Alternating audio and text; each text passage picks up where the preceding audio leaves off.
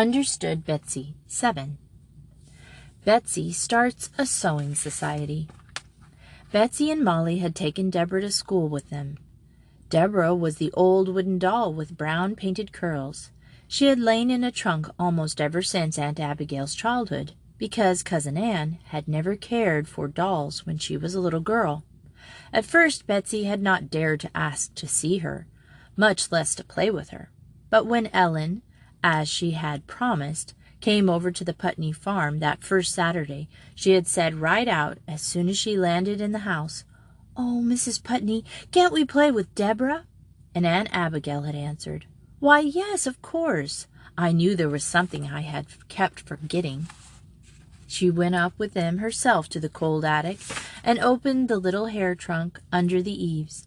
There lay a doll, flat on her back, looking up at them brightly out of her blue eyes. "Well, Debbie dear," said Aunt Abigail, taking her up gently, "it's a good long time since you and I played under the lilac bush, isn't it? I guess it's been pretty lonesome up here all these years. Never you mind. You'll have some good times again now." She pulled down the doll's full ruffled skirt, straightened the lace at the neck of her dress, and held her for a moment, looking down at her silently. You could tell the way she spoke, by the way she touched Deborah, by the way she looked at her, that she had loved the doll dearly, and maybe still did a little. When she put Deborah into Betsy's arms, the child felt that she was receiving something precious, almost something alive, and she and Ellen looked with delight at the yards and yards of picot-edged ribbon sewed on by hand to the ruffles of the skirt, lifted up the silk folds to admire, and carefully made full petticoat and frilly drawers, the pretty soft old kid shoes, white stockings. Aunt Abigail looked at them with an absent smile on her lips, as though she were living over old scenes. Finally, "It's too cold up here," she said, coming to herself with a long breath. "You'd better bring Deborah and the trunk down into the south room." She carried the doll, and Betsy and Ellen each took an end of the old trunk, no larger than a modern suitcase. They settled themselves on the big couch, back of the table with the lamp. Old Shep was on it, but Betsy coaxed him off by putting down some bones Cousin Anne had been saving for him. When he finished those and came back for the rest of his snooze, he found his place occupied by the little girls, sitting cross-legged, examining the contents of the trunk, all spread out around them. Shep sighed deeply and sat down with his nose resting on the couch near Betsy's knee, following their movements with his kind, dark eyes. Once in a while Betsy stopped, hugging Deborah, or exclaiming over a new dress long enough to pat Shep's head and fondle his ears. This was what he was waiting for, and every time she did it he wagged his tail thumpingly against the floor. After that, Deborah and her trunk were kept downstairs where Betsy could play with her, after she was taken to school. You never heard of such a thing as taking a doll to school, did you? Well, I told you this was an odd, old-fashioned school. As a matter of fact, it was not only Betsy who took her doll to school. All the little girls did, whenever they felt like it.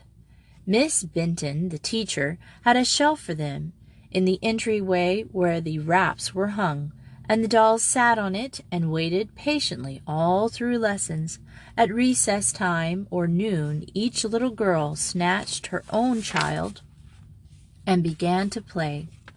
As soon as it was growing warm enough to play outdoors without just racing around every minute to keep from freezing to death, the dolls and their mothers went out to the great pile of rocks at one end of the bare, stony field, which was the playground. There they sat and played in the spring sunshine, warmed from day to day. There was a great many holes and shelves and pockets and little caves in the rocks, which made lovely places for playing keep house. Each little girl had her own particular cubbyhole, and the rooms, and they visited their dolls back and forth all around the piles, and as they played they talked fast about all sorts of things. being little girls and not boys who just yelled and howled as they played ball, or duck on a rock, or prisoner's goal, or racing and running and wrestling noisily all around the rocks. There was one child who neither played with the girls nor ran and whooped with the boys.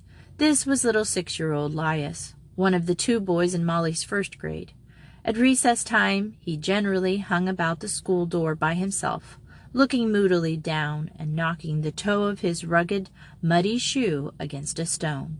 The little girls were talking about him one day as they played. "My, isn't that Lias Brewster, the horridest-looking child?" said Liza, who had the 2nd grade all to herself, although Molly now read out of the 2nd reader with her. "Mercy, yes, so ragged," said Anastasia Monahan. She was called Stashy for short. She was a big girl, 14 years old, who was in the 7th grade. "He doesn't look as if he ever combed his hair," said Betsy. "It looks just like a wisp of old hay." "And sometimes," little Molly said proudly, adding her bit to the talk of the other girls, "he does forget to put on any stockings, and just has his dreadful old shoes on over his dirty bare feet." "I guess he hasn't got any stockings half the time," said Big Stashy scornfully. "I guess his stepfather drinks 'em up." "How can he drink up stockings?" asked Molly, opening her round eyes very wide. "Shh! You mustn't ask. Little girls shouldn't know about such things, should they, Betsy?" "No, indeed," said Betsy, looking mysterious. As a matter of fact, she herself had no idea what Stashy meant, but she looked wise and said nothing. Some of the boys had squatted down near the rock for a game of marbles now. "Well, anyhow," said Molly resentfully, "I don't care what his stepfather does to his stockings. I wish Lias would wear 'em to school, and lots of times he hasn't anything on under those horrid old overalls either. I can see his bare skin through the torn places." "I wish he didn't have to sit so near me," said Betsy, complaining. "He's so dirty." "Well, I don't want him near me either," cried all the others. Ralph glanced up at them, frowning, from where he knelt with his middle finger crooked behind a marble, ready for a shot.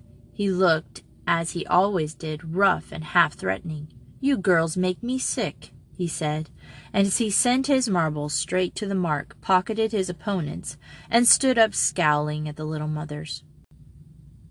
"I guess if you had to live the way he does, you'd be dirty. Half the time he don't get anything to eat before he comes to school, and if my mother didn't put up some extra for him in my box, he wouldn't get any lunch either. And then you go and jump on him." "Why doesn't his own mother put up lunch?" Betsy asked, challenging. "He hasn't got any mother. She's dead," said Ralph, turning away with his hands in his pocket. He yelled to the boys, "Come on, fellas, beat you to the bridge and back," and was off, with the others racing at his heels. "Well, anyhow, I don't care.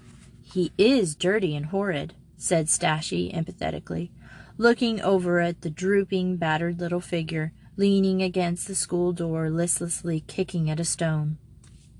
But Betsy did not say anything more just then.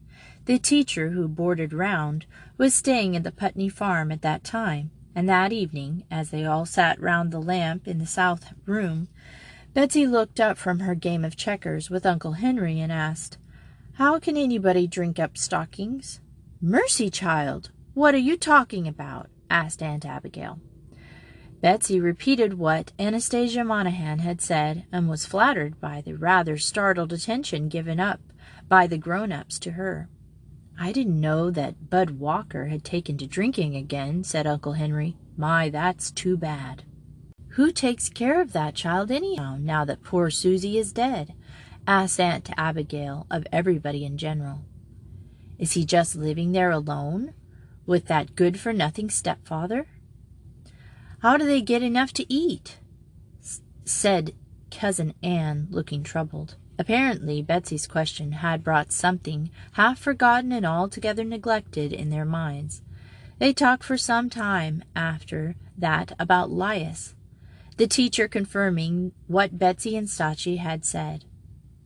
"And we sitting right here with plenty to eat and never raising a hand," cried Aunt Abigail. "How you will let things slip out of your mind," said Cousin Ann remorsefully. It struck Betsy vividly that 'Lias was not at all the one to blame for his objectionable appearance. She felt quite ashamed to go on with the other things she and the little girls had said, and fell silent, pretending to be very much absorbed in her game of checkers. "Do you know," said Aunt Abigail suddenly, as though an inspiration had just struck her, "I wouldn't be a bit surprised if that Elmore Pond might adopt 'Lias, if he was gone at the right way." "Who's Elmore Pond?" asked the school teacher. "Why, you must have seen him, that great big red-faced good-natured looking man that comes through here twice a year buying stock. He lives over Digby way with his wife, and she was a Hillsboro girl, Mattie Pelham. An awfully nice girl she was, too. They never had any children, and Mattie told me that last time she was over back for a visit, that she and her husband talked quite often about adopting a little boy. Seems that Mr. Pond was always wanted a little boy. He's such a nice man. 'Twould be a lovely home for a child." "But goodness," said the teacher, "nobody would want to adopt such an awful-looking little ragamuffin as that 'Lias. He looks so meeching, too. I guess his stepfather is real mean to him when he's been drinking, and it's got 'Lias as he hardly dares hold his head up." The clock struck loudly. "Well, hear that?" said Cousin Ann. 9 o'clock, and the child not in bed. Molly's most asleep this minute. Trot along with you, Betsy. Trot along, Molly. And, Betsy, be sure Molly's nightgown is buttoned up all the way." So it happened that, although the grown-ups were evidently going on to talk about 'Lias Brewster, Betsy heard no more of what they said. She herself went on thinking about 'Lias while she was undressing and answering absently little Molly's chatter. She was thinking about him even after they had gone to bed, had put the light out, and were laying snuggled up to each other, back to front, their 4 legs crooked at the same angle, fitting in together neatly like 2 spoons in a drawer. She was thinking about him when she woke up, and as soon as she could got hold of Cousin Ann. She poured out a new plan. She had never been afraid of Cousin Ann since the evening Molly had fallen into the wolf pit and Betsy had seen that pleased smile on Cousin Ann's firm lips. "Cousin Ann, couldn't we girls at school get together and sew? You'd have to help us some. Make some nice new clothes for little 'Lias Brewster, and fix him up so he'll look better, and maybe that Mr. Pond will like him then and adopt him." Cousin Ann listened attentively and nodded her head. "Yes, I think that would be a good idea," she said. "We were thinking last night we ought to do something for him. If you'll make the clothes, Mother'll knit him some stockings, and Father will get him some shoes. Mr. Pond never makes his spring trip till late May, so we'll have plenty of time to prepare." Betsy was full of importance that day at school, and at recess time got the girls together at the rock and told them all about the plan. "Cousin Ann says she'll help us, and we can meet at our house every Saturday afternoon till we get them done. It'll be fun, and Aunt Abigail telephoned down to the store right away, and Mr. Wilkins says he'll give the cloth if we'll make 'em up." Betsy spoke very grandly of making it up, although she had hardly held a needle in her life, and when the Saturday afternoon meeting began, she was ashamed to see how much better Ellen and even Liza could sew than she. To keep her end up, she was driven to practice her stitching around the lamp in the evenings, and Aunt Abigail kept an eye on her. Cousin Ann supervised the sewing on Saturday afternoons, and taught and taught those of the little girls whose legs were long enough how to use the sewing machine. First, they made little pairs of trousers out of an old gray woolen skirt of Aunt Abigail's. This was for practice, before they cut into the piece of new blue serge that the storekeeper had sent up. Cousin Ann showed them how to pin the pattern on the goods, and they each cut out one piece. Those flat, odd-shaped pieces of cloth certainly did not look like a pair of trousers to Betsy than anything she had ever seen. Then one of the girls read aloud very slowly the mysterious-sounding directions from the wrapper of the pattern about how to put the pieces together. Cousin Ann helped here a little, particularly just as they were about to put the section together wrong side up. Stashie, as the oldest, did the first basting, put the notches together carefully, just as they read the instructions aloud. And there, all of a sudden, was a rough little sketch of the pair of knee trousers, without any hem or any waistband, of course, but just the two-legged, complicated shape they ought to be. It was like a miracle to Betsy. Cousin Ann helped them sew the seams on the machine, and they all turned for the basting of the facing and the finishing. They each made one buttonhole. It was the first one Betsy had ever made, and when she got through she was as tired as though she had run all the way to school and back. Tired, but very proud, although when Cousin Ann inspected that buttonhole, she covered her face with her handkerchief for a minute, as though she were going to sneeze, although she didn't sneeze at all. It took them 2 Saturdays to finish up that trial pair of trousers, and when they showed the result to Aunt Abigail, she was delighted. "Well, to think of that being my old skirt," she said. Put on her spectacles to examine the work. She did not laugh either when she saw those buttonholes, but she got up hastily and went into the next room, where they soon heard her coughing. Then they made a little blouse out of some new blue gingham. Cousin Ann happened to have enough left over from a dress she was making. This thin material was ever so much easier to manage than the gray flannel, and they had the little garment done in no time, even the buttons and the buttonholes. When it came to making the buttonholes, Cousin Ann sat right down with each one and supervised every stitch. You may not be surprised to know that they were great improvements over the first batch. Then, making a great ceremony of it, they began on the store material, working twice a week now, because May was slipping along very fast, and Mr. Pond might be there at any time. They knew pretty well how to go ahead on this one. After the experience of their first pair, and Cousin Ann was not much needed, except as adviser in hard places. She sat there in the room with them, doing some sewing of her own, so quiet and half-time they forgot she was there. It was great fun, sewing all together and chattering as they sewed. A good deal of the time they talked about how splendid it was of them to be so kind to little Lias. "My, I don't believe most girls would put themselves out this way for a dirty little boy," said Stashie. "No, indeed," chimed in Betsy. "It's just like a story, isn't it? Working and sacrificing for the poor."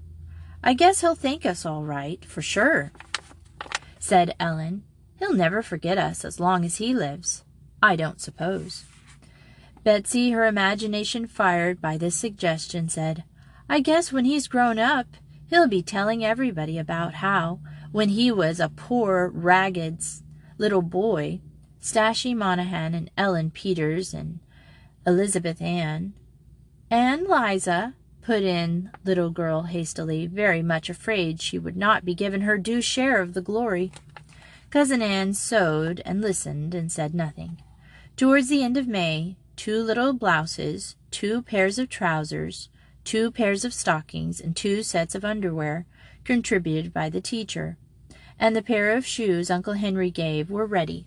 The little girls handed the pile of new garments with inexpressible pride, and debated just which way of bestowing them was sufficiently grand to be worthy of the occasion.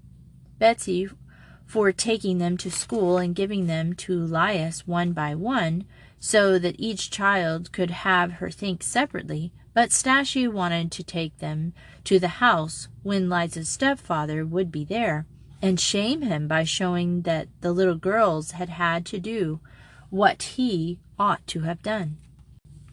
Cousin Anne broke into the discussion by asking, in her quiet, firm voice, "What do you want Laius to know where the clothes came from?" They had forgotten again that she was there, and turned round quickly to stare at her. Nobody could think of any answer to her odd question. It had not occurred to anyone that there could be such a question. Cousin Anne shifted her ground and asked another, "Why did you make these clothes, anyhow?" They stared again, speechless. Why did she ask that? She knew why. Finally, little Molly said, in her honest baby way, "Why, you know why, Miss Anne. So Laius Brewster will look nice, and Mr. Pond will maybe adopt him." "Well," said Cousin Anne, "what has that got to do with Laius knowing who did it?" "Why, he wouldn't know who to be grateful to," cried Betsy. "Oh," said Cousin Anne, "oh, I see. You didn't do it to help Laius. You did it to have him grateful to you. I see. Molly is such a little girl, it's no wonder that she didn't really take in what you girls were up to." She nodded her head wisely, as though now she understood. But if she did, little Molly certainly did not. She had not the least idea of what everybody was talking about. She looked from one sober, downcast face to another rather anxiously. What was the matter? Apparently nothing was really the matter, she decided, for after a minute's silence, Miss Anne got up with her usual face of cheerful gravity and said, "Don't you think you little girls ought to top off this last afternoon with a tea party? There's a new batch of cookies, and you can make yourselves some lemonade if you want to." They had these refreshments out on the porch in the sunshine with their dolls for guests and great deal of chatter for sauce. Nobody said another word about how to give the clothes to Laius, till, just as the girls were going away, Betsy said, walking along with the two older ones, "Say, don't you think it'd be fun to go some evening after dark and leave the clothes on Laius's doorstep, and knock and run away quick before anybody comes to the door?" She spoke in an uncertain voice and smoothed Deborah's carved wooden curls. "Yes, I do," said Ellen, not looking at Betsy, but down at the weeds by the road. "I think it would be a lot of fun." Little Molly played with Annie and Liza, and did not hear this, but she was allowed to go with the older girls on the great expedition. It was a warm, dark evening in late May, when the frogs piping their sweet high note, and the first of the fireflies wheeling over the wet meadows near the tumble-down house where Laius lived. The girls took turns in carrying the big paper-wrapped bundle, and stole along in the shadows of the trees, full of excitement, looking over their shoulder at nothing, and pressing their hands over their mouths to keep back the giggles. There was, of course, no reason on earth why they should giggle, which is, of course, the reason why they did. If you've ever been a little girl, you know about that. One window of the small house was dimly lighted, they found when they came in sight of it. They thrilled with excitement and joyful alarm. Suppose Laius's dreadful stepfather should come out and yell at them. They came forward on tiptoe, making a great deal of noise by stepping on twigs and rustling bushes and crackling gravel under their feet, doing all the other things that make such a noise at night and never do in the daytime. But nobody stirred inside the house with the lighted window. They crept forward and peeped cautiously inside, and stopped giggling, the dim light coming from a little kerosene lamp with a smoky chimney full on a dismal, cluttered room, a bare, greasy wooden table, and 2 broken-backed chairs, with little Elias in one of them. He had fallen asleep with his head on his arms, his pinched, dirty, sad little figure showing in the light with the lamp, his feet dangling high above the floor in their broken, muddy shoes. One sleeve was torn to the shoulder. A piece of dry bread had slipped from his bony little hand, and a thin dipper stood beside him on the bare table. Nobody else in the room, nor evidently in the darkened, empty, fireless house. As long as she lived, Betsy would never forget what she saw that night through that window. Her eyes grew very hot, her hands very cold, her heart thumped hard. She reached for little Molly and gave her a great hug in the darkness. Suppose it were little Molly asleep there, all alone in the dirty, dismal house, with no supper and nobody to put her to bed. She found that Ellen, next to her, was crying into the corner of her apron. Nobody said a word. Stashi, who had the bundle, walked round soberly to the front door, put it down, and knocked loudly. They all darted away noiselessly to the road, to the shadow of the trees, and waited until the door opened. A square of yellow light appeared, with Elias's figure very small at the bottom of it. They saw him stoop and pick up the bundle and go back into the house. Then they went quickly and silently back, separating at the crossroads with no good-night greetings. Molly and Betsy began to climb the hill to Putney Farm. It was a very warm night for May, and little Molly began to puff for breath. "Let's sit down on this rock a while and rest," she said. They were halfway up the hill now. From rock they could see the lights of the farmhouse scattered along the valley road, and on the side of the mountain opposite them, like big stars fallen from the multitude above. Betsy lay down on the rock and looked up at the stars. After a silence, little Molly's chirping voice said, "Oh, I thought you said we were going to march up to Elias's in school and give him the clothes. Did you forget about that?" Betsy gave a wriggle of shame as she remembered that plan. "No, we didn't forget it," she said. "We thought that it would be better this way." "But how'll Elias know who to think?" asked Molly. "That's no matter," said Betsy. "Yes, it was Elizabeth Ann who said that, and meant it too. She was not even thinking of what she was saying. Between her and the stars, thick over her in the black, soft sky, she saw again that dirty, discord room, and the little boy all alone, asleep with a piece of dry bread in his bony little fingers.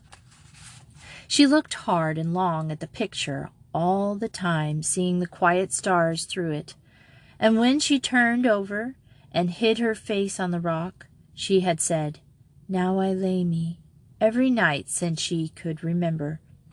But she had never prayed till she lay there with her face on the rock, saying over and over, "Oh God, please, please, please make Mr. Pond adopt Elias."